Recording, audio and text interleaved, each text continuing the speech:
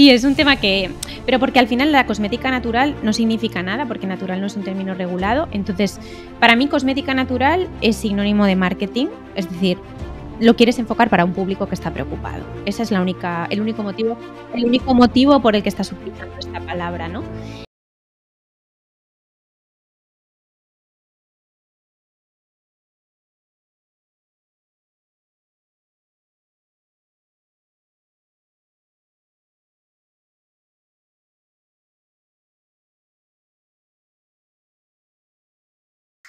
Hola y bienvenidos a un nuevo episodio de Slow Medicine Revolution, el podcast de Slow Medicine Institute. Soy Almudena Nuño y hoy tengo el placer de estar acompañada por dos invitadas que además son dermatólogas como yo, a las que admiro mucho por su profesionalidad y por su labor de divulgación que realizan. Son Sara Gómez e Inés Escandel. Bienvenidas. Hola, ¿qué tal? Gracias. Muchas gracias. Pues vamos a hablar hoy de un tema clave que nos encanta a las tres y espero que a vosotros también, que son los disruptores endocrinos, especialmente los de productos cosméticos y fotoprotectores. Pero antes de presentarlas en detalle, os recuerdo que tenéis todas las notas del episodio en slowmedicineinstitute.com/podcast y que podéis seguirnos en Instagram en @slowmedicineinstitute. Si este episodio os resulta útil, nos ayudáis mucho compartiéndolo o dándole al like y dejando un comentario. Gracias por formar parte de esta comunidad.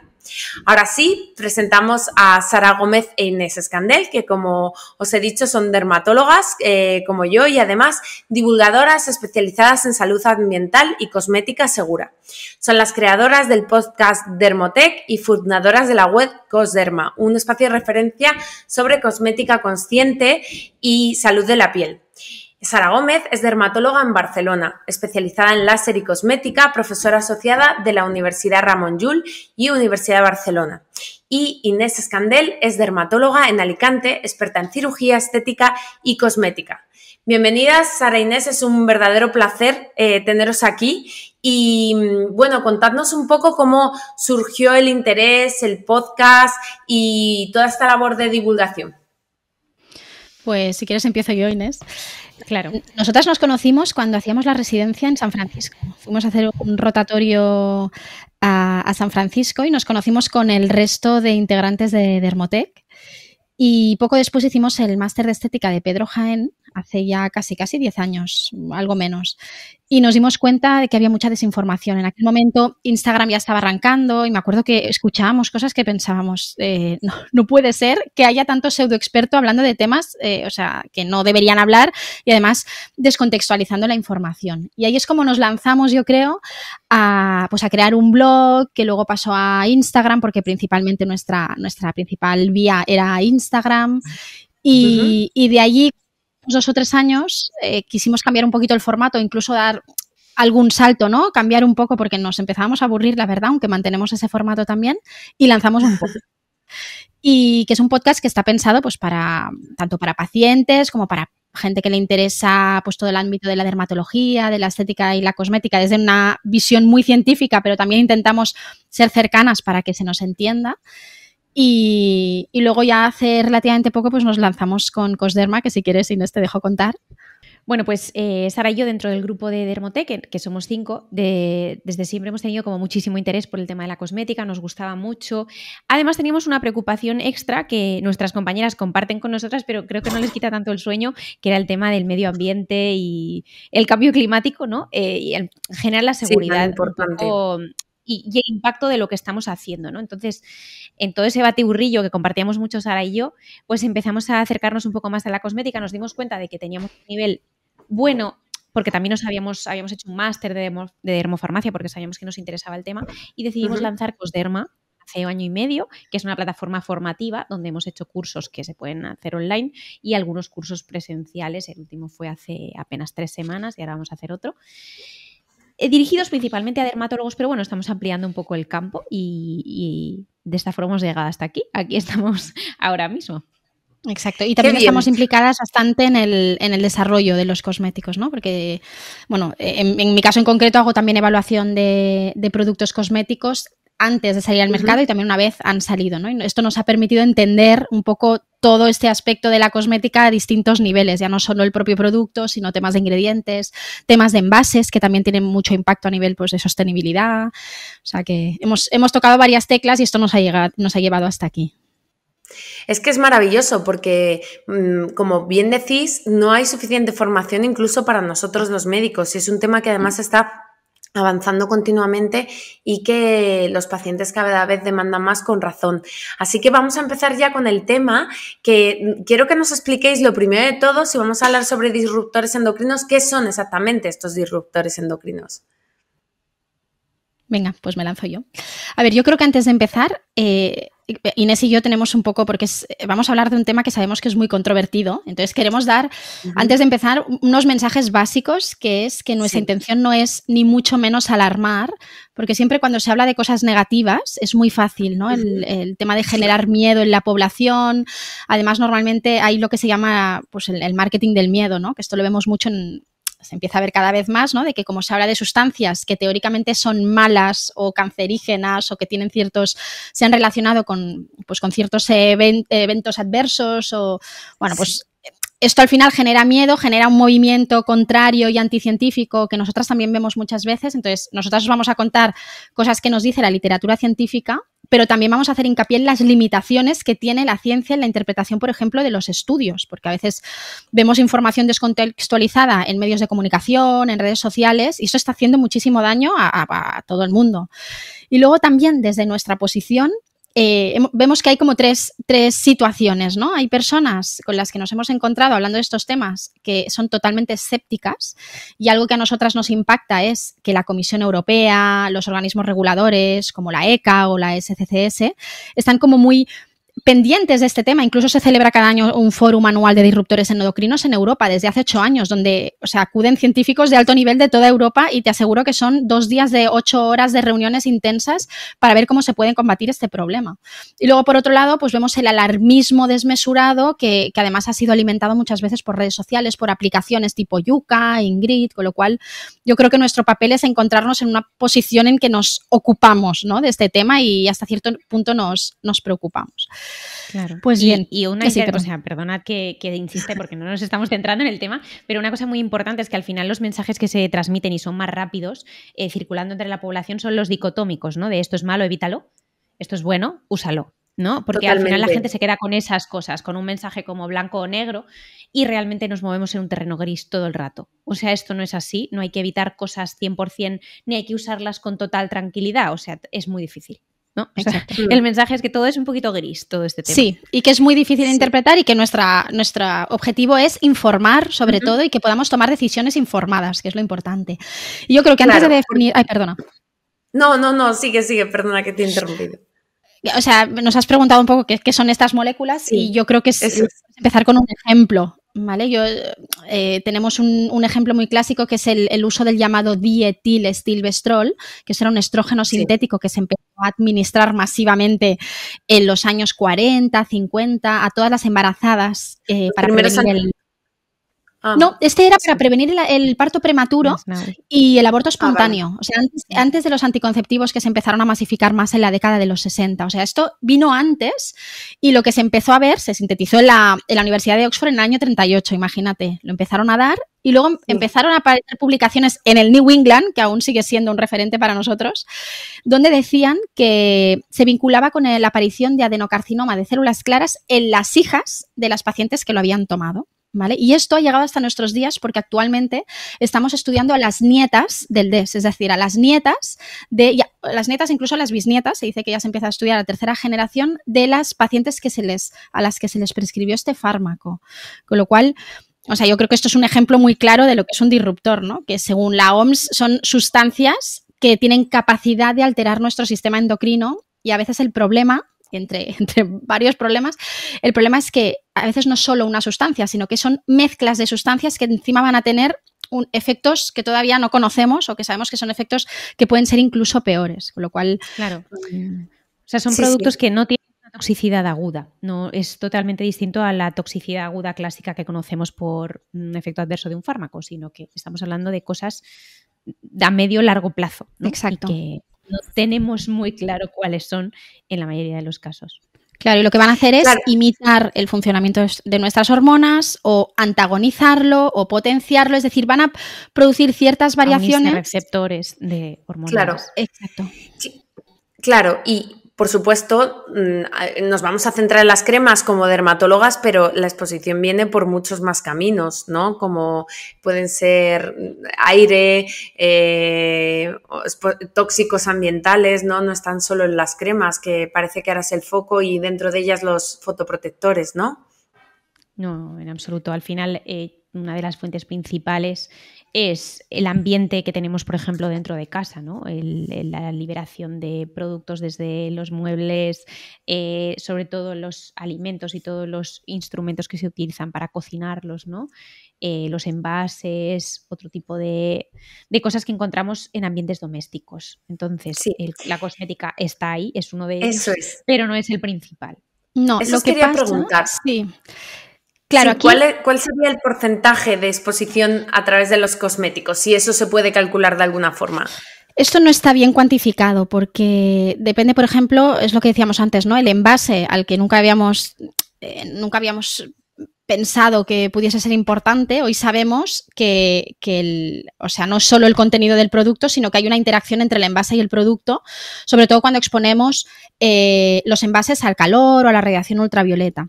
Y luego siempre se ha dicho que las cremas no se absorben, seguro que lo has oído un montón de veces, ¿no? No te preocupes que los cosméticos no se absorben. A ver, hoy sabemos que esto no es cierto, pero que se absorban algunos de los ingredientes de los productos cosméticos tampoco quiere decir que esto vaya a tener consecuencias negativas. Porque a veces la gente asume que ya directamente esto se correlaciona con algo negativo, porque esto además ya se conoce. Pero así como siempre se ha pensado que el uso de productos del cuidado personal o de cosméticos no tenía ningún impacto, cada vez tenemos más evidencias, y de hecho la OMS ya lo dijo en 2012, que la absorción dérmica es una de las vías principales de entrada de estas sustancias. O sea, tenemos la vía digestiva, la vía respiratoria, pero tenemos también la piel, que es mucho más relevante de lo que antes pensábamos. Y piensa que los cosméticos son productos opcionales, o sea, tú no tienes más remedio que beber agua. Igual te toca beber agua embotellada o agua del grifo, que también podemos hablar luego cuál es peor o mejor. Pero claro, los cosméticos, pues excepto un jabón o incluso alguna crema hidratante, en general es algo que es opcional hasta cierto punto, ¿no? Puedes usar una gorra en vez de usar tanto fotoprotector. Entonces ahí sí que, bueno, pues es algo que antes pensamos que a lo mejor no tenía un impacto tan relevante, pero hoy sabemos que es más importante de lo que parece. Porque, claro, cuando estamos expuestos a nivel fisiológico a estos compuestos, como ha dicho Inés, no notamos absolutamente nada. O sea, ¿cómo se estarán preguntando mucho los oyentes? ¿Y cómo puedo saber yo mi nivel de exposición, ¿no? Que es también una duda que es prácticamente imposible responder. Es que es imposible, o sea, realmente no existe ningún método analítico para saber qué nivel de disruptores tienes. Claro. Exacto, qué nivel y los métodos que existen o que se venden, claro, realmente no sabemos si son válidos porque no hay una validez estudiada de estos métodos. Entonces, pues probablemente la única manera es hacer una deducción sabiendo un poco cuáles son las principales fuentes que conocemos con mayor seguridad actualmente y cuántas de ellas utilizamos en nuestro día a día, ¿no? Claro, son miles de sustancias en realidad. Es la única manera, y es que es volverse un poco loco, ¿no? Porque al final hay muchas cosas que exceden a tu control, porque tú sí que puedes elegir, a lo mejor no aplicarte un cierto cosmético, pero no es tan fácil elegir la casa en la que vives. A lo mejor no te puedes ayudar, ¿no? Si vives en una casa... ¿no? Exacto, o si tienes un trabajo determinado y tu oficina está en un sitio determinado y tiene un ambiente determinado, o si tienes que comer todos los días en un restaurante, no puedes hacer nada con los métodos con los que han cocinado la comida que comes, ¿no? Entonces... Claro, tú puedes cuantificar, por ejemplo, sí que se puede cuantificar algunos disruptores que son hidrofílicos, por ejemplo, los parabenos o el bisfenol. Tú puedes medirlos en sangre o incluso en orina. La mayoría de estudios se hacen en orina, pero no hay una traducción. Es decir, aunque tú los tengas presentes en orina a un cierto nivel, no se conoce exactamente si esto tiene una validez ni qué traducción clínica va a tener, ¿vale? Se han hecho estudios poblacionales, por ejemplo, con el bisfenol. En el 2023, la Agencia Europea del Medio Ambiente publicó un estudio que fue estremecedor porque vio que el 92% de los europeos tenemos niveles en orina anormalmente altos y extremadamente altos de bisfenol. ¿Por qué? Porque están las latas, porque están muchos envases, en los tuppers de plástico, en el papel térmico de los tickets de compra, o sea, está en todas partes y llega por muchas vías, con lo cual lo tenemos en el cuerpo, lo sabemos. Justamente, pues sí que podemos cuantificarlo, pero tampoco sabemos qué hacer con estos datos. Por eso no es algo que podamos ir a un laboratorio y decir, oye, mírame cuánto bisfenol tengo en orina o en sangre. Claro. Y de hecho todos los ejemplos que habéis puesto de bisfenol no se relacionan con cremas, sino con otros factores a los que estamos expuestos. Están en algunos envases. Bueno, con ciertos envases podría ser. Sí. Además, es que es un tema muy complejo, ¿no? Porque ahora sí que hay como mucha conciencia social y la palabra bisfenola ya lleva unos años resonando, ¿no? En el ideario colectivo como algo negativo. Sí. Pero claro, al final estos plastificantes que se tienen que utilizar porque hay muchos envases que los necesitan, se puede evitar el bisfenol A, pero a lo mejor se usa bisfenol D. Quiero decir que no es mejor. Ya. Se ha demostrado que tampoco es mejor. Claro, al final a veces parece que demonizamos mucho los productos que tenemos como muy, muy estudiados, como los parabenos, pero realmente es que tenemos datos, pero de otros no tenemos datos, porque aún no han llegado. Entonces, bueno, yo creo que aún estamos un poco lejos, ¿no? No sé qué opinas tú, Sara, pero yo creo que aún estamos un poco lejos de que la gente pueda ir a un centro y que le hagan una determinación de peligrosidad. Porque no creo que haya llegado. Y porque no hay un listado tampoco de ingredientes. Y sobre todo, existe un listado, que esto por si alguien lo quiere buscar, hay una organización que se llama Endocrine Disruptor List y sale una lista larguísima de ingredientes que se saben que son disruptores. Pero no, si nos centramos en cosmética, no hay un listado oficial que nos diga, mira, a ver, ¿cuáles son los que debería evitar en la fórmula INCI y cómo encontrarlos? O sea, estos son listados que hemos hecho nosotras pues para nuestras charlas, los podcasts y tal, pero nos queda tanto por saber y la gente habla con tanta contundencia de ciertos temas que todavía están tan verdes que a veces nosotras incluso nos asustamos. Totalmente. Claro, y que no tenemos claro qué significa exactamente. Es decir, probablemente no todos, el hecho de tenerlos presentes y en niveles elevados, vayan a traducirse en problemas de salud. Exacto. Pero no sabemos aún cuáles sí. Esto pasa con los PFAS, los famosos químicos eternos o los PFAS. Ahora hablamos mucho de microplásticos. Salió un estudio recientemente en que cogían personas jóvenes y en las autopsias analizaban los cerebros y lo que veían, esto salió una noticia que fue como, es que los adultos tenemos el tamaño de una cantidad, el volumen de una cuchara de plástico dentro del cerebro. ¿Vale? Y además se vio que las personas con Alzheimer, salió hace poco y es importante. La noticia, sí. Las personas con Alzheimer tienen más cantidad probablemente porque ya por los propios mecanismos fisiopatológicos de esa enfermedad pues no se acaban de eliminar bien. Pero no sabemos qué pasa con esos plásticos en el cerebro, en el hígado. Hay varios órganos que no son capaces de eliminarlos. Lo que nos dice es que atraviesa la barrera hematoencefálica, pero nadie ha podido relacionarlo con ningún tipo de ni aparición de tumores, no lo sabemos, ¿no? Nos queda tanto por saber que por eso a veces hablar con mucha contundencia sobre estos temas nos parece un poco arriesgado. Sí, efectivamente, pero bueno, algo de conocimiento y vosotras tenéis mucho sobre disruptores, entonces me gustaría que para los oyentes que nos están escuchando, los más frecuentes o como que encontramos en cosméticos y productos de cuidado personal. Bueno, pues los más frecuentes yo creo que se podrían clasificar en los conservantes, quizás son los más conocidos, ¿no? Ahí encontramos siempre el top de los parabenos, que yo creo que eso es una cosa que la gente conoce desde hace años. Luego tendríamos los filtros solares, normalmente estamos hablando de filtros orgánicos, que son los que más evidencia tienen y especialmente algunos más clásicos, sobre todo las benzofenonas, algunos salicilatos. Bueno, ahí hay una historia que ahora si queréis contamos un poco más con los temas de los filtros. Luego están los talatos y luego también algunos componentes algunas fragancias también. Y algunos ingredientes despigmentantes también, ¿no? Y los antisépticos, sí. Triclocarbano. Los antisépticos. Sí, estarían dentro también del grupo de conservantes o biocidas. Claro, pero que se usan, los que utilizábamos antes en dermatología muchísimo, ¿no? Se siguen usando. Sí, pero ha bajado un poco, ¿no? Pero yo me acuerdo de la residencia que era como, genial, este producto antiséptico. Yo si quieres empezamos hablando de los parabenos. Porque yo creo que son los más polémicos y pensamos, la realidad es que son los más polémicos porque son los más estudiados. Entonces, cuando estudias mucho algún tema, al final acabas conociendo lo bueno y lo malo. Lo bueno es que son conservantes maravillosos y a nivel de formulación, la gente que formula siempre dice que son muy buenos para formular y que por eso están presentes muchas veces en cosmética de lujo, porque las texturas que se consigue con un parabeno son buenísimas y además se utilizan a concentraciones extremadamente bajas. O sea, con concentraciones muy bajas ya consigues fórmulas que están muy bien protegidas del sobrecrecimiento bacteriano, por ejemplo. Y en cambio, los sustitutos que tenemos ahora, pues tenemos el catón, que cada vez intentamos usar menos porque es muy alergénico, o el fenoxietanol, lo estamos usando a concentraciones mucho más altas y ya en el futuro ya veremos, ¿no? Lo que pasa con estos ingredientes.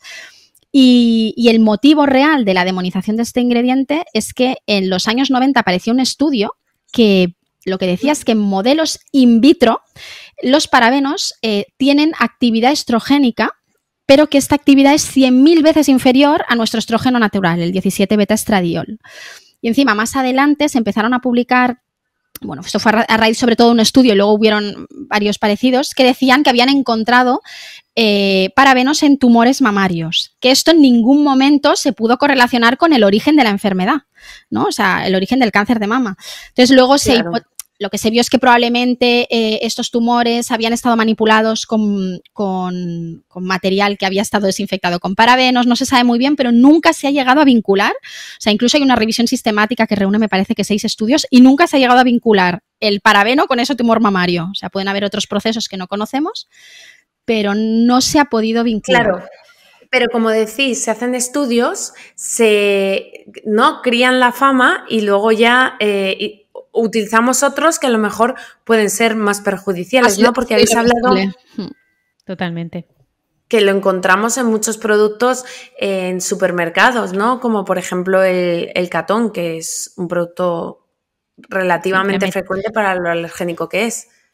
Claro, a ver, al final yo creo que la epidemia de alergias que hubo a la metiliso y a la metilcloro en los últimos años ha hecho que lo reduzcan un poco en productos de cuidado personal, pero por ejemplo en productos de casa, de higiene de casa. En todas partes. Los productos limpiadores están en todo lo alto del índice, o sea, sí se siguen usando estos. Y tienen, entonces, esos tienen toxicidad aguda, o sea, esos son mucho más inmediato el resultado negativo que obtienes con ellos. Y luego el fenoxietanol, pues...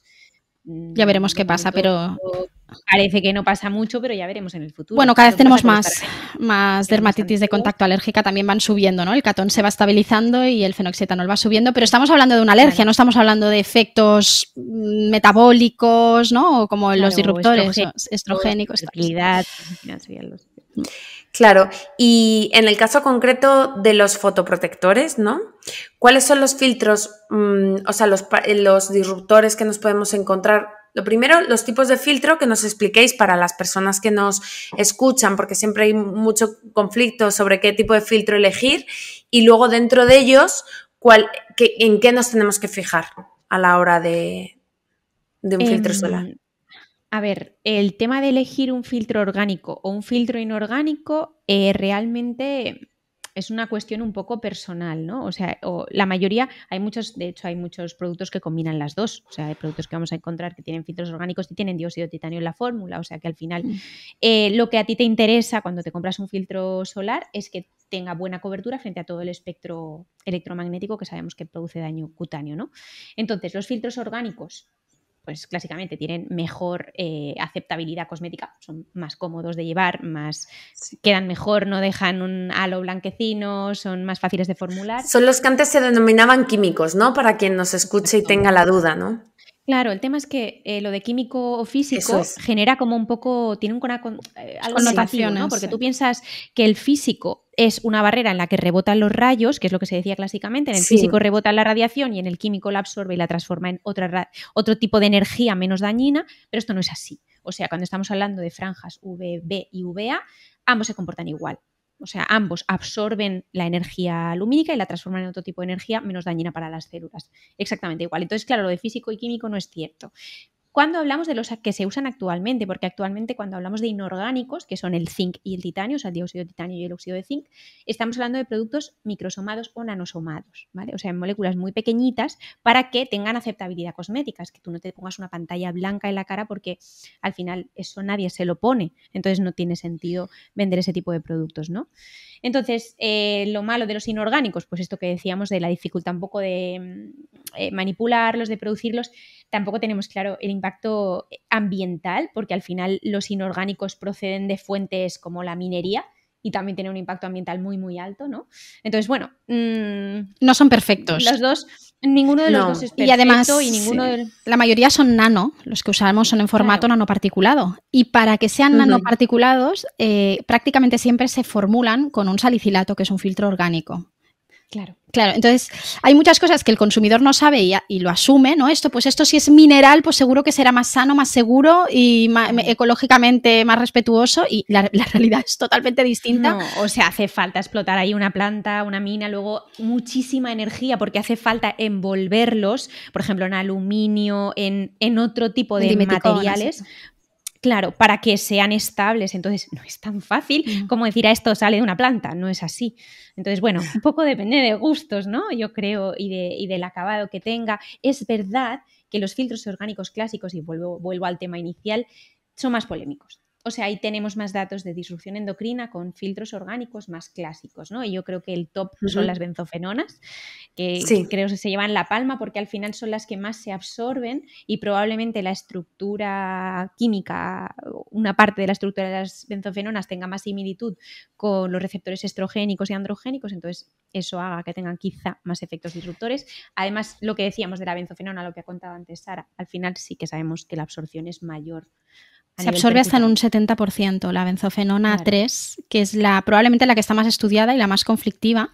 Sí. Y la realidad es que la benzofenona 3, cuando la aplicamos, se transforma principalmente en benzofenona 1, y esta es justamente la que ejerce los efectos biológicos. Y justamente en marzo de este año, uno de los organismos asesores de la Comisión Europea, que es el Comité Científico de la Seguridad del Consumidor, dijo que no es segura en su uso como fotoprotector en cosmética, con lo cual probablemente, esto ya lo sabíamos, lo que pasa que todavía no había una suficiente evidencia para decir, ¿no?, ser tan claros con esta recomendación. Entonces probablemente en los próximos años se limitará. La realidad es que la industria todo esto lo conoce y a veces perdemos de vista que la industria se adelanta y además es muy flexible, y perdemos de vista que vivimos en Europa, que es la región donde la legislación cosmética es más estricta, con mucha diferencia con otras regiones, y que la industria no nos quiere hacer daño. A veces leemos cosas que la industria quiere vender.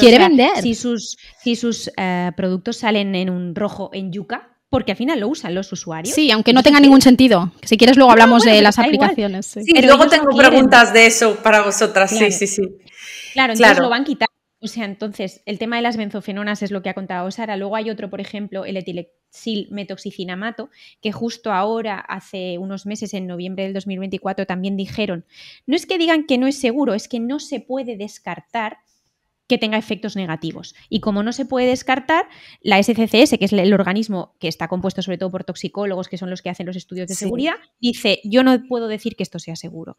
¿Qué significa eso? Pues eso ha pasado, por ejemplo, con otro filtro que es el 4-mencilbiencampor.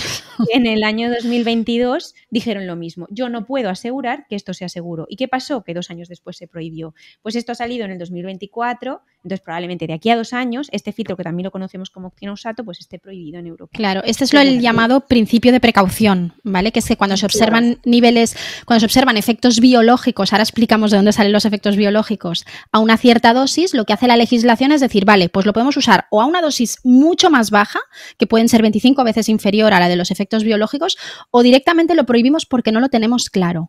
Y la gente, ¿no?, a veces dice, uy, los filtros dan cáncer. Bueno, esto es un drama, ¿no? Cuando oímos esta afirmación, a ver, hay que saber de dónde sale toda esta información, porque la mayoría de información que obtenemos actualmente, o sea, pensad que está prohibido, todos los estudios de cosméticos en animales están prohibidos, con lo cual esto está muy bien, pero es una limitación muy importante para conocer los efectos biológicos en los mamíferos y en los humanos. Entonces, actualmente los estudios se hacen en unos pececillos que se llaman pez cebra, y de ahí se obtienen los estudios o los resultados de los estudios in vivo. Imagínate la diferencia evolutiva que hay con estos pececillos, pero es que no tenemos más. Todo lo que se estudió antes de 2013, pues ya lo tenemos, pero el resto se hace con estos animales. Claro, de hecho, estos datos se basan en estudios de antes del 2012 en cobayas y en otros animales superiores, ¿no?, evolutivamente a los peces. En modelos humanos es que no tenemos prácticamente nada. Tenemos estudios epidemiológicos, por ejemplo, de este ingrediente ingrediente que decía Inés, lo único que sabemos de este ingrediente es que pasa la leche materna en humanos. No sabemos más, pero como vemos que en esos pececillos hay efectos biológicos que se unen a ciertos no dejan de experimentar en animales, pero en peces sí. Es legal. También son animales. De momento es legal, no sabemos, se está empezando a hablar de qué va a pasar con esto. Pero claro, esto es Europa, ¿no? Esto es Europa, porque en China, por ejemplo, porque en Estados Unidos yo estuve investigando cosméticos en... Sí, hay regiones en como... estaba permitido en 2000... Solo en algunos sitios, hasta 2019 te dejaban, 2013. Me parece que era en California, o sea, y en China, por ejemplo, justo. Exacto, te prohíben, en China no podías hasta hace poco meter en su mercado un ingrediente cosmético que no hubiese pasado un estudio animal. Ahora han relajado las condiciones, o sea, es lo contrario, ¿no? Pero tenemos datos de allí también que nos están ayudando, claro. O sea, hay que entender las limitaciones, ¿no? Y al final nuestras propias leyes también podemos ser víctimas de ellas. Claro. Y os voy a preguntar también, porque el año pasado estuvo en varias noticias por el octocrileno. Yo creo que este es el menos, después de hacer una revisión, ¿no? que hemos hecho, Inés, de toda la fotoprotección y disrupción, viendo todo el listado de filtros permitidos, probablemente son los que menos ahora mismo deberían preocuparnos. Sí, dentro de los orgánicos, fíjate, porque también es un filtro bastante clásico y siempre hubo un poco de polémica sobre los casos además de dermatitis de contacto y demás, y era como un filtro que siempre sonaba como negativo. Pero luego, por ejemplo, la absorción percutánea es más baja que otros. Y realmente los ejemplos de disrupción endocrina, de hecho la SCCS hizo una revisión hace relativamente poco y no cambió los niveles adecuados de exposición. Entonces precisamente el octocrileno no es una cosa que evite con especial hincapié. Y de hecho la evitación de estos ingredientes y en general de todos los ingredientes cosméticos de los que hablamos hoy, el foco debería estar puesto en población vulnerable, que son embarazadas, mujeres en búsqueda de embarazo, lactancia y los primeros años de vida. O sea, ahí es donde de verdad deberíamos ser más cuidadosos, y la legislación de hecho lo es, porque por ejemplo para el triclosan, un antiséptico que ha comentado antes Inés, la legislación es distinta para la población pediátrica. Estos son colutorios, pastas de dientes, desinfectantes. Los niños, por eso a veces vale la pena realmente utilizar cosmética. Cuando te dice que es una cosmética pediátrica, pues hay un motivo también, ¿no? Aparte del packaging y el olor y tal, pues la legislación lo que hace es que permite unos niveles más bajos para no exponerlos tanto a estos ingredientes. Evidentemente, si no los exponemos, pues mucho mejor. Entonces, no sé si querías decir algo, Inés. No. Es que os iba a preguntar ahora, que os voy a poner ahí pero ¿cuál sería, o sea, el protector solar ideal? O sea, están escuchando y la gente dirá, bueno, ¿y cómo me protejo del sol, no? ¿Qué tengo que mirar en la etiqueta? ¿Cómo leo la etiqueta de un fotoprotector?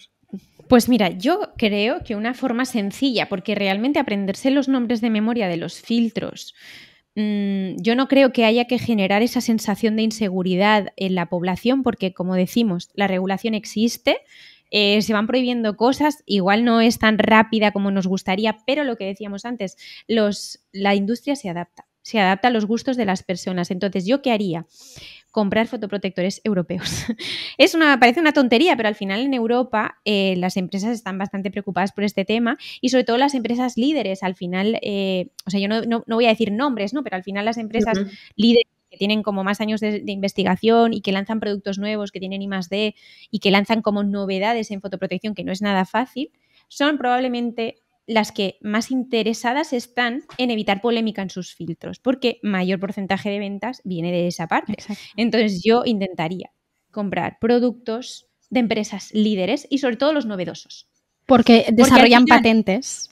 Claro, si has desarrollado una patente nueva en el que tienes un filtro nuevo que tiene mayor protección frente al UV, a la luz visible, no sé qué, y lanzas tu innovación, probablemente esa innovación ya la lanzas evitando todas estas cosas. Evitando utilizar todos estos productos. Ahora bien, tienes un filtro normalito de los más antiguos del Vademecum, o sea, de los más antiguos de la marca, pues igual ese no está tan actualizado. Pero las novedades de productos europeos, yo creo que es una manera de... Sí, normalmente son triacinas o triazonas, combinaciones Vale. de estas que la verdad es que suelen estar bien. Hay algunas que incluso tienen estudios que demuestran que no se absorben. O sea, no hay marcas buenas y malas, sino que hay productos más recomendables o menos recomendables en función de qué momento de la vida. Y luego que a veces nos olvidamos de que la fotoprotección, o sea, las cremas, los fotoprotectores tópicos son solo una pequeña herramienta, porque la gente va a la playa, o sea, Eso es. totalmente expuesta, no llevan camiseta, no llevan gorro. O sea, ese es el problema real. Sombrilla, se exponen a horas No. centrales. Hay gente que dice, yo me pongo protección y me pongo a las 2 de la tarde. Pues a lo mejor tiene más A lo sentido mejor no tiene ahorrar sentido, en claro. ponerte tanto fotoprotector y no Claro. salir a las horas centrales del día.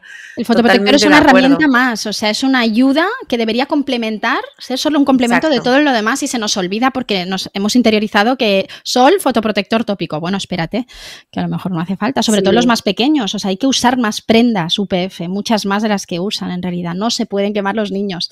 Y ante la Claro. duda de qué hago, es que se me quema pero tengo un fotoprotector que me han dicho que es malo, oye, ponle el fotoprotector camiseta. porque, evidentemente, Y- pero en situaciones... Claro, hay camisetas de protección, hay gorras, Hay muchas Justo me herramientas. preguntaba una amiga que tiene una bebé y me decía, ¿qué crema uso? Es que, digo, la menor posible. Exacto. Obviamente vas Son a tener que pequeños. utilizar crema cuando estés Sí, en pero la yo playa, aquí- pero con una bebé, ¿qué recomendáis vosotras? Ropa. Ropa, exacto, menos de 6 meses, Ropa ropa y evitar todo el rato. exposición directa. O sea, excepto Claro, si hay un caso pero- de hiperbilirrubinemia, lo que sea. Y a partir de los Sí. 6 meses, filtros orgánicos o mal llamados minerales, ¿no? Y a partir de los 2 Inorgánicos. años. Perdón, Inorgánicos. inorgánicos, que lo he dicho mal. Y yo creo, Inés, si estás de acuerdo conmigo, a partir de los 2 años, pues ahí sí que ya sabemos que también Más el calma, efecto... sí. A ver, Claro. yo también digo una cosa y doy un paso más atrás, ¿no? O sea, como dermatólogas yo creo que aquí estamos de acuerdo las tres en que una quemadura en etapa infantil estamos seguras de que va a dar problemas en la edad adulta. Ahora bien, la exposición puntual a una crema de forma tópica que no sabemos cuánto se absorbe, no sabemos si va a dar problemas, pero sí sabemos que la quemadura los va a dar. Entonces, yo intento que la gente se relaje y diga, a ver, ¿qué tienes que hacer con tu hijo día a día? Ponerle ropa. Evitar la exposición. Exacto. ¿Cuándo lo vas a sacar al sol? Por la tarde, no te preocupes, déjalo en la playa a las 6 de la tarde, que corra, que haga lo que quiera, que no le pongas nada. Ahora bien, vas a estar en mediodía comiendo con una familia porque es un evento importante, ponle crema. O sea, Claro, no lo dejes que se aunque no queme. sea perfecta. Sentido común, ¿no? Sí, claro. Claro, Que o sea, no porque se es más quemen. importante que no se queme un niño, porque ahí sí que estamos las tres de acuerdo en que las mutaciones ocurren 100%. Sí. Exacto. Se paga siempre y todo el mundo se arrepiente, esto no hay duda. Exacto, pues buen consejo y bueno, me gustaría ahora pasar a los efectos que pueden tener, o sea, realmente hay gente que dice, no, yo es que estoy teniendo este acné o esta dermatitis por la crema o incluso, es más, no, es que mis problemas en el tiroides vienen por los disruptores, entonces, ¿qué efectos en la salud? Aquí, Almudena, te quería pedir si nos dejas comentar antes de acabar, antes de pasar este bloque, el tema de las fragancias y de los aceites esenciales. Por supuesto. Simplemente decir que hay unos ingredientes cosméticos que son los talatos, que en verdad no se utilizan intencionadamente en cosmética y no los vamos a encontrar nunca en el etiquetado, que son esas sustancias que dan flexibilidad a los plásticos, como el PVC, que está en la ropa, en juguetes infantiles, pero es que se utilizan como emulsionantes, estabilizantes, como fijadores de fragancias. Es decir, los dermatólogos hace tiempo que decimos, oye, no te pongas la colonia directamente en la piel. Aparte de por las alergias a las fragancias, también sabemos que tienen altas concentraciones de talatos y que no las vamos a ver en la fórmula INCI. Y las fragancias, algunas de ellas proceden también de aceites esenciales, ¿vale? Y a propósito del tema de los aceites esenciales, yo sí que quería comentar brevemente que hoy tenemos evidencia de que el aceite esencial de lavanda y el aceite del árbol del té tienen efectos disruptores endocrinos que se han estudiado y que se conocen. O sea, hay varios artículos que vinculan la exposición en niños, ¿no? Típico padre, que no le quiero poner químicos o cremas con químicos. Entonces se compran el aceite, le ponen el aceite en la espalda porque tiene un catarro, porque tiene dermatitis o para evitar los piojos. Y se han observado casos de ginecomastia en niños. Evidentemente no podemos hacer estudios porque no es ético, pero cuidado con esto, cuidado con el aceite de ciprés. Este tema es muy interesante y podemos enlazar ahora con la cosmética llamada natural, ¿no? Porque ahí engloba, ¿no? Es como un cajón donde se meten muchas cosas, desde personas que dicen, no, es que yo lo hago natural con aceites esenciales y este peligro que los aceites esenciales puros pueden tener un peligro, como bien habéis explicado aquí. También gente que fabrica cosméticos en casa. Yo he escuchado desde gente que fabrica no solo jabones, sino también hasta protector solar, ¿no? Que no puedes medir el efecto ni lo que estás aplicando en la piel. ¿Qué opináis de esto y qué consejos daríais a las personas que nos oyen? Bueno, yo aquí soy bastante tajante con este tema y es un tema pero porque al final la cosmética natural no significa nada, porque natural no es un término regulado. Entonces, para mí cosmética natural es sinónimo de marketing, es decir, lo quieres enfocar para un público que está preocupado. Esa es la única, o asustado, sobre todo asustado. El único motivo por el que estás utilizando esta palabra, ¿no? Y entonces todo esto que tú explicas de gente que se fabrica sus propias cosas es saltarse la regulación. Y yo creo que todo lo que hemos explicado hasta ahora es que la regulación está vigilando, ¿no? Y está atenta a que no se pasen unas dosis concretas, no se utilicen ciertos excipientes combinados con algo, no sé, yo qué sé, lo que decía antes Sara, o sea, hay regulaciones muy estrictas de la concentración de dióxido de titanio en productos labiales, es que no te puedes pasar de ahí y es mucho menor a la habitual. O sea, ¿tú cómo mides en tu casa sin aparatos industriales la cantidad que estás haciendo? ¿Cómo haces esa dispersión? O sea, ¿cómo evitas que de repente 1 gramo de crema sea todo aceite y el siguiente sea 20 gramos de la otra cosa porque no lo has dispersado, no has eliminado, no has roto las partículas porque no tienes agitadores industriales? Yo veo que eso se salta a todas las regulaciones y que las regulaciones están aquí para ayudarnos. Y que hay tantas alarmas porque la regulación funciona. O sea, la gente dice, es que no paran de salir alarmas de que si tal filtro no protege lo que decía, que esto es otro temazo que se podría hablar otro día. Estas alarmas saltan porque la regulación está ahí, te lo aseguro que yo estoy dentro de la industria día a día, encima, y no se te puede saltar nada porque es que además se te cae el pelo si no lo haces bien. Esto la gente yo creo que no lo sabe. Y de hecho es mucho más estricta la regulación cosmética que la legislación que regula los suplementos. No sabemos lo que nos tomamos, no se exige ningún estudio de eficacia para un suplemento. Para una crema, si tú quieres decir que es antiarrugas, tienes que hacer un test de eficacia. En un suplemento no hace falta que hagas nada. ¿Vale? O sea, y al final la vía ingerida también, o sea, para todos, imagínate, entendemos que es una vía de exposición bastante potente, ¿no? Para todo nuestro organismo. Y en cambio está menos regulada. O sea, yo creo que saltarse toda la regulación y hacerlo en tu casa. Esos aceites esenciales que se compran, no sabemos las concentraciones, no sabemos cómo se han cultivado. La fuente. A nivel sostenibilidad es un drama porque se necesitan hectáreas para fabricar pequeñas cantidades de ciertos aceites. Se absorben mucho más que en un cosmético convencional. Esto pasa con el aceite de ciprés.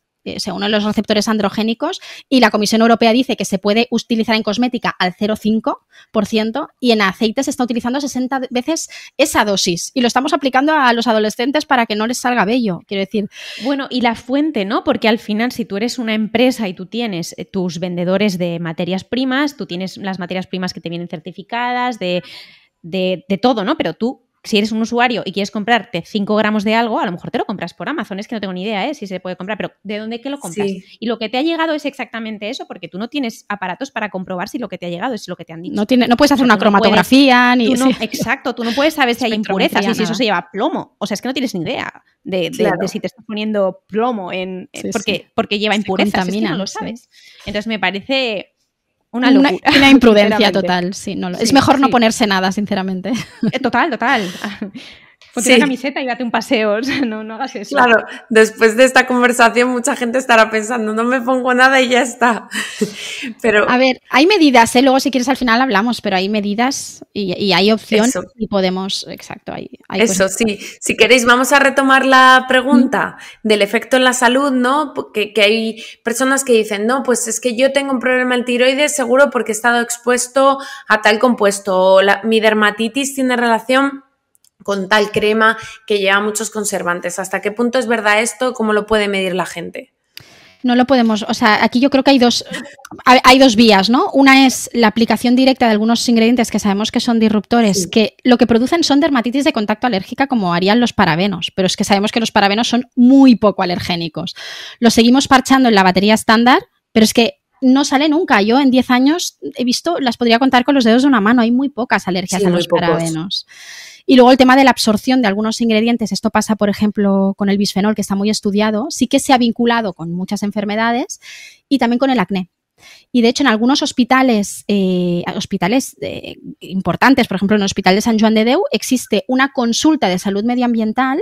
Entonces niños, por ejemplo, con obesidad, con diabetes, casos que no saben muy bien qué es lo que está pasando, porque los órganos endocrinos, como por ejemplo el tiroides, son dianas maravillosas para los disruptores, ¿no? Entonces, cogen a estos niños, por ejemplo, también algunos que tienen antecedentes o que tienen alguna mutación que les predispone a ciertos cánceres, en estas consultas lo que les ayudan es a evitar la exposición a ciertos disruptores. Y ahí tocan muchos productos del cuidado personal, tocan alimentación y el tema de la ventilación de las casas y tal. Pero sí que se sabe que el bisfenol, por ejemplo, se vincula muchísimo con el desarrollo de acné o acné precoz, estas pubertades precoces que parece que cada vez vemos más, ciertos tumores. Sí. Seguimos con dudas porque no tenemos una confirmación 100%. Claro, es que los estudios in vivo al final no son ensayos clínicos. Exacto. O sea, yo no puedo exponer a 50 pacientes a disruptores y a otros 50 no y ver qué desarrollan, porque eso es evidentemente poco ético.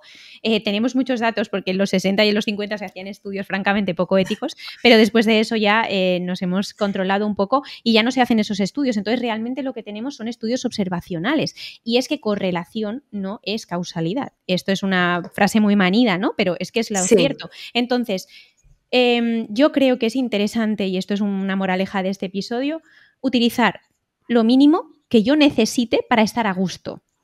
Si puedo ahorrarme algo, pues oye, bien, ¿no? Y al final utilizar cosas, reutilizarlas, o sea, cada vez que compramos más cosas nuevas, más productos, estamos generando quizá más impacto y yo creo que lo mínimo que nos haga estar satisfechos. Y en niños y embarazadas, vigilar. O sea, ahí sí que... Totalmente, porque ahora os quería comentar la moda esta del skincare en niños, que se está poniendo muy de moda por las redes sociales y después de vuestra entrevista yo creo que le queda claro a los oyentes el peligro, ¿no?, de esta exposición a numerosos cosméticos encima en edades tempranas. Claro, las pieles tan jóvenes a nivel anatómico ya son distintas, ¿no? Y parece ser, sobre todo esto se ve mucho en los bebés, que por su configuración, ¿no?, por cómo es su piel, se absorben, es más permeable y algunos ingredientes se absorben más y de formas que no conocemos porque tampoco lo hemos estudiado. Entonces, una niña de 9, 10, 11, 12 años aplicándose un montón de productos que no están pensados para su piel, por lo menos es muy probable que desarrollen dermatitis de contacto alérgica a edades más precoces de lo que suele parecer, ¿no? Sabemos que hacia los 40 se desarrollan. Que las vemos. Que las vemos, que antes parecía que era imposible, ¿no?, que hubiera una dermatitis de contacto alérgica en niños. Entonces, claro, menor exposición hemos dicho, pero ¿qué otras medidas se podrían tomar o podrías recomendar? Que ya habéis dicho algunas, ¿no?, con los fotoprotectores, pero con los cosméticos, ¿no? Mira, acaba de salir, si queréis, que esto incluso te podemos dar el link por si lo quieres compartir. Luego se lo ponemos en notas. La Sociedad Española de Endocrinología Pediátrica lanzó unas recomendaciones que se están dando para las consultas de pediatras porque el colectivo de los pediatras es probablemente de los más preocupados. Y en cuanto a cosmética, o sea, simplemente te dicen que utilices lo necesario, que evites las fragancias, que esto los dermatólogos hace mucho que lo decimos, y que selecciones fotoprotectores que no lleven estos filtros que son un poco más conflictivos, principalmente las benzofenonas. Pero hay muchas más medidas que si queréis las podemos comentar. Claro, luego hay medidas, es que claro, esto es un tema tan grande que al final si tú te vuelves loco diciendo me he comprado este serum y esta crema que parece que viene de una tienda no sé qué, no sé cuánto y ya está, pero luego estás yendo a un restaurante a comerte una tortilla de no sé qué y una lata de no sé cuánto y o vives en Madrid o Barcelona y vives enfrente, encima de la Gran Vía, pues hombre, a lo mejor no lo tienes todo controlado, ¿sabes? Es un poco complicado. Entonces yo creo que lo más lógico es cuando vayamos a comprar cosméticos que los compremos de fuentes seguras, o sea, no compréis cosméticos que os venden de una web que no sabéis, no tenéis trazabilidad de esa web, o sea, yo los compraría en una farmacia o en una tienda autorizada que vienen de los, o sea, que hay trazabilidad de controles, ¿no? Exacto, que ha pasado los controles para llegar ahí, no te compres una cosa. O sea, incluso con esta moda de comprar cosas coreanas, que yo incluso he caído para probar cosas para nuestro podcast y demás, pienso, a ver, esto no tiene los controles europeos, no es lo mismo, ¿no? Sí. Entonces yo porque más o menos pienso que controlo los ingredientes, pero tampoco tengo claro la trazabilidad. O sea, yo si fuera usuaria compraría productos de fuentes autorizadas, productos europeos, que creo que tienen una legislación más estricta que la del resto, y los productos que yo necesite para tener una vida más o menos satisfactoria. Exacto. Es decir, evitar lo prescindible. Que yo quiero utilizar retinoides por la noche porque me apetece, fenomenal. Cómprate un producto con retinoides. Incluso si te puedes comprar un solo producto que mezcle retinoides con ácidos, mejor que usar 5. Oye, a lo mejor ahórrate el contorno, porque ya sabemos que tampoco es que nos vaya a cambiar la vida. No hace falta que uses tónicos. O sea, nos estamos volviendo locos y tenemos ahí, ¿no? Como el angelito y el demonio de sí, usa más porque necesitas. Porque al final, si te metes, por ejemplo, en redes sociales, es como que lo necesitas todo. Y luego, todo. Doble limpieza, tónico. Todo es imprescindible. Y 15 pasos de crema, sí, eso está claro que es lo que no hay que hacer. Y habíais comentado antes, que sí que no quiero dejar de comentar, las aplicaciones como Yuka, ¿no? Que utilizan cada vez más personas. ¿Qué opináis de ellas a nivel de para cosméticos y cremas? Mira, la verdad es que nos llegan a la consulta, seguramente a ti también, ¿no? Nos llegan a la consulta personas que nos dicen, es que este producto me has dado esto y Yuka me dice que es fatal. A ver, son aplicaciones que no están desarrolladas por personal científico, esto para empezar. Y luego tienen muchas lagunas de conocimiento, entre ellas que no tienen en cuenta la legislación. Tú no puedes decir si un parabeno es bueno o malo. Si tú usas el metilparabeno a menos, ahora no sé a qué concentración está legislada, al 0,08, 0,8, no me acuerdo. Hombre, si tú no tienes en cuenta esto y me estás diciendo que por el hecho de llevar algún parabeno esto me va a producir cáncer, porque es lo que la gente asume, estás con el miedo, estás haciendo daño también a muchas empresas que están trabajando todos los días para que sus productos sean seguros, estén a la orden del día y tal. Y que son productos que son aplicaciones que al final generan miedo. Hay varias, ¿eh? Está Yuka, está Ingrid, lo hacen con alimentos. Lo que pasa que en alimentación sí que sabemos que la alimentación natural, es decir, más frutas, hortalizas, verduras... Los no procesados, ¿no? Claro, ya lo sabemos, que esto tenemos una... Pero no hay cremas no procesadas. Es que casi te diría que mejor que estén procesadas, están mucho más estudiadas, pasan unos filtros, unos procesos que están totalmente legislados y controlados. Entonces, claro, la gente hace una analogía con el estilo de vida natural que nosotros asumimos que desde el punto de vista nutricional es mejor y dice, pues este es mi estilo. No químicos, no productos procesados. Pero con la cosmética no pasa lo mismo. Pero van a comprar otros productos que Yuka te dice que están bien, que a nivel dermatológico yo, por ejemplo, te aseguro que no me pondría, ¿no? Ahí veo padres ponerle lo de los pues productos con muchos extractos de plantas y aceites esenciales a los niños, por ejemplo, o embarazadas que se están poniendo aceites teóricamente naturales que vas a ver la fórmula y dices, madre mía, o sea, no bueno, y que realmente, o sea, muchos de los ingredientes que nosotras estamos comentando, que nosotras utilizamos en productos habituales como fotoprotectores, filtros, no sé qué, o sea, yo realmente esos productos, estos ingredientes los encuentro en muchísimos otros productos. O sea, tú un fotoprotector lo vas a encontrar estabilizando una fórmula para que no pierda la forma, o sea, para que no se desestabilice, o para una forma con color. Entonces tú a lo mejor te estás poniendo una cosa natural que tiene un colorcito, pero lleva un determinado filtro, una determinada fragancia. Además, esto también juega con una característica fragancia, ¿no? Porque en este tipo de productos tienen unas fragancias muy particulares, pero tienen fragancias casi todos, porque es una de las características organolépticas de este tipo de cosas. Entonces, claro. Y además es que luego hay una cuestión ética con estas aplicaciones también, y es de dónde sacan la financiación. La sacan de hacerle publicidad a los productos que venden, porque entonces ahí ya entramos en conflicto. Claro. Normalmente, casi siempre, si rascas, hay una estrategia detrás de posicionamiento. O sea, están intentando vender otra cosa, casi siempre. Claro. Y luego... Claro, ese es el problema, ¿no? Que también pasa, y detrás de lo que te están intentando vender realmente es inocuo, que es lo que estáis planteando. Pues es lo que nos tenemos que plantear todos, ¿no? Los que nos están oyendo también. Es que hablaría de muchísimas cosas, pero estamos llegando ya al final del episodio y sí que me gustaría, antes de terminar, un poco hacer un resumen, ¿no? Porque a lo mejor es mucha información para las personas que además...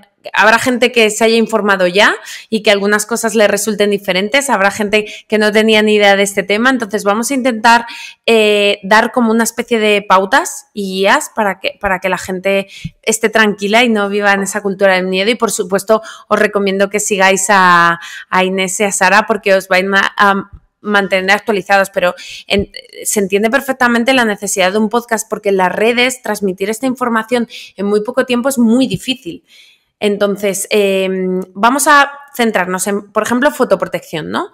¿Qué recomendaciones dais a una persona de edad media, a una embarazada y a un lactante, ¿no? O un niño de edad pequeña o un niño de 8 años. Si me podéis así contar a la gente, dar unas pequeñas... Mira, yo creo que en la realidad acabamos sintetizándolo todo porque así no te equivocas, ¿no? Porque en una persona de edad media que no va a quedarse mujer, que no va a quedarse embarazada porque ya tiene hijos, no quiere tener, también el uso, por ejemplo, de ciertos filtros se ha vinculado con otras enfermedades como, por ejemplo, la frontal fibrosante, que esto también es otro temazo. Se ha vinculado, no está confirmado, pero en dermatología somos cautos, entonces intentamos que no exponer a los filtros que son como más, ¿no? Que se ha creado más alarma, ¿no? en relación con esta enfermedad. Entonces yo te diría que nosotras evidentemente nos miramos las fórmulas y nos las sabemos antes de recomendarlas, evitamos las benzofenonas. En la medida de lo posible, yo creo, Inés, estarás de acuerdo conmigo, si podemos, evitamos el octocrileno. Cuando tú das un filtro solar labial, el octocrileno está ahí, no lo vas a poder evitar, se necesita para formular porque es muy bueno en formulación.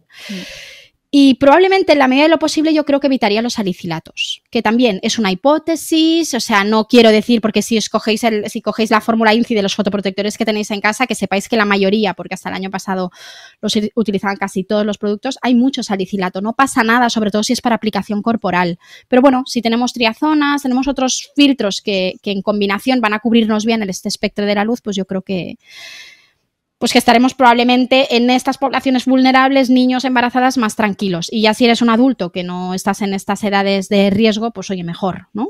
Menos. Yo, por hacerlo aún más sencillo, porque lo de Sara ya requiere un nivel de lectura más complejo, ¿no?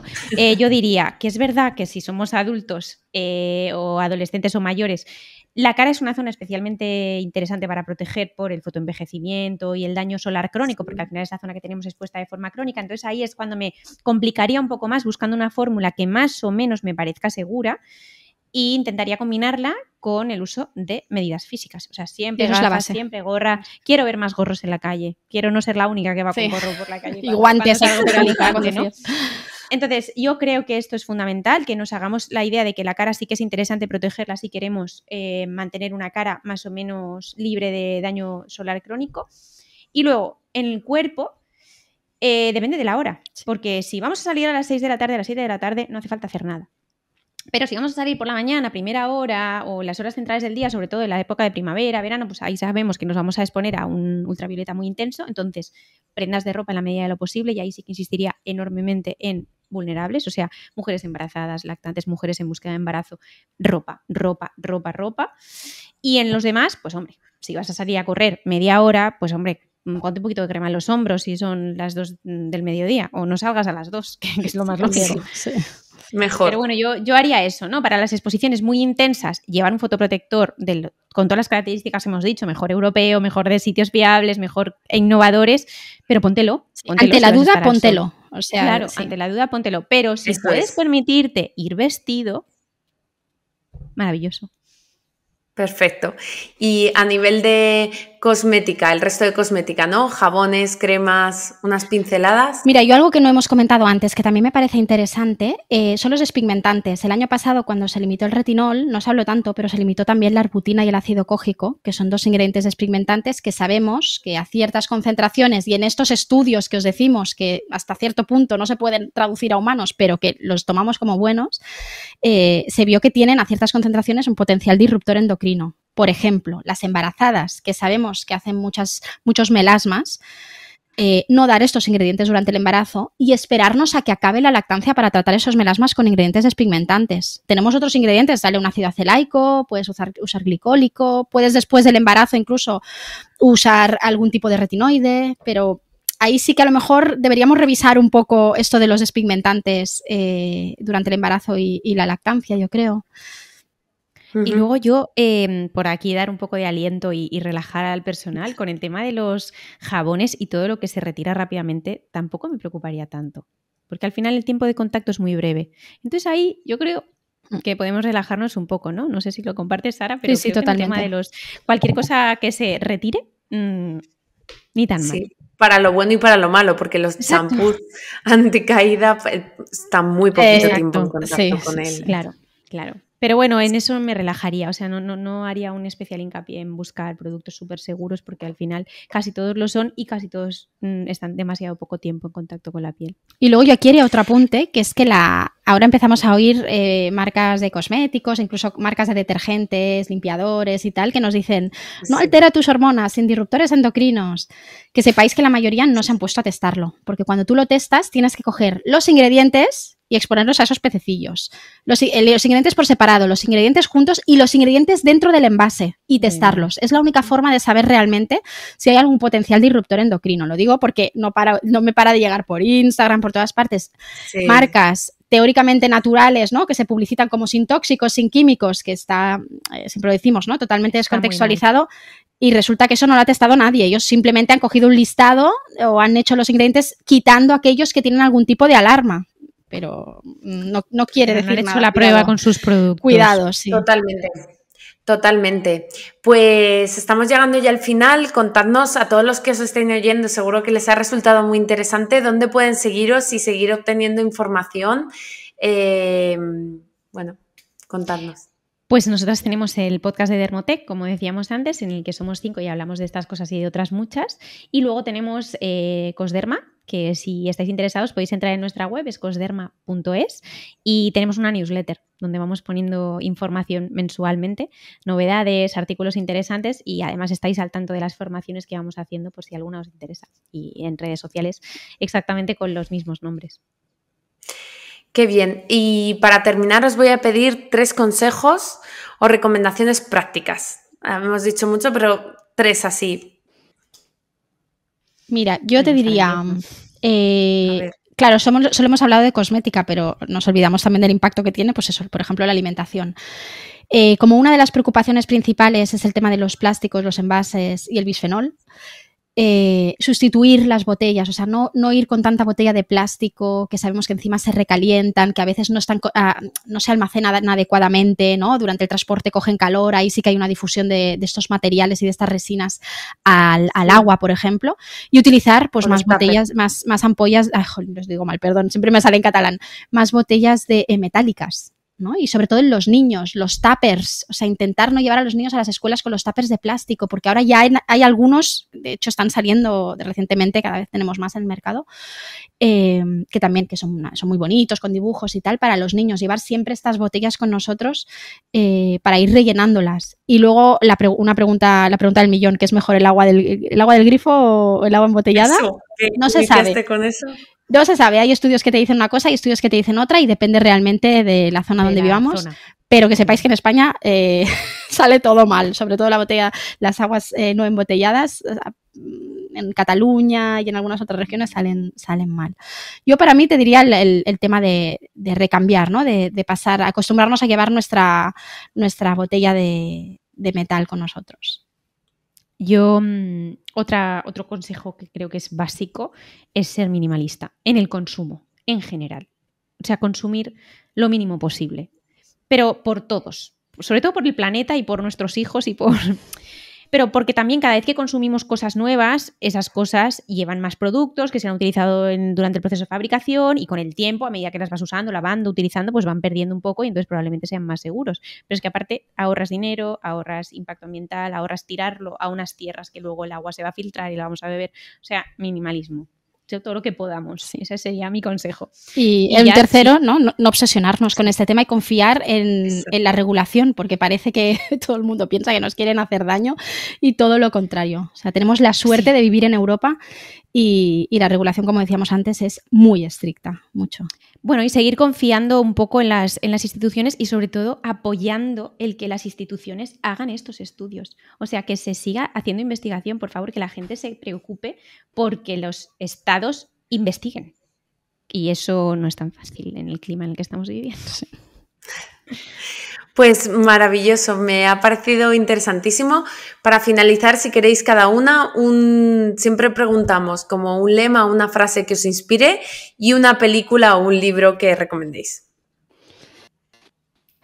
Mira, yo como frase te diría una que nos encanta a Inés y a mí, no sé si vale una para las dos, pero esta que decía Diego Well, ¿Te acuerdas de ¿El qué?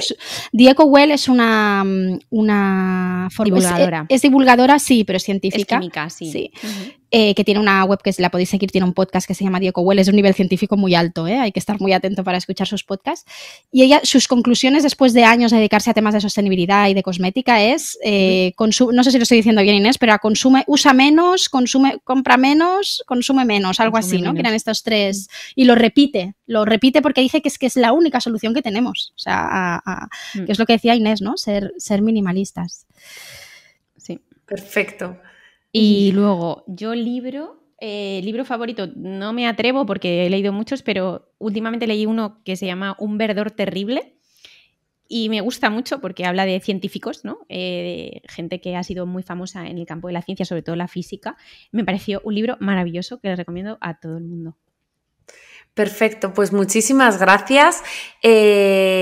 Sara, Inés, ha sido un verdadero placer compartir vuestra visión y experiencia. Seguro que nuestros oyentes han quedado encantados y si tenéis ganas de más, les podéis seguir en Instagram, en su podcast y tenéis más información en Cosderma. Así que a quienes nos escucháis, os recordamos que tenéis las notas del episodio en slowmedicineinstitute.com/podcast y que podéis seguir a Sara Inés en Dermotec, Cosderma. Y os deseamos mucho éxito en todo lo que hacéis. Muchas gracias por esa labor de divulgación tan necesaria por médicos, dermatólogas y nada, esperamos pronto hacer otro porque me he quedado con ganas de más. Muy bien, gracias por invitarnos. Gracias por escucharnos y acompañarnos una semana más en Slow Medicine. Nos vemos pronto.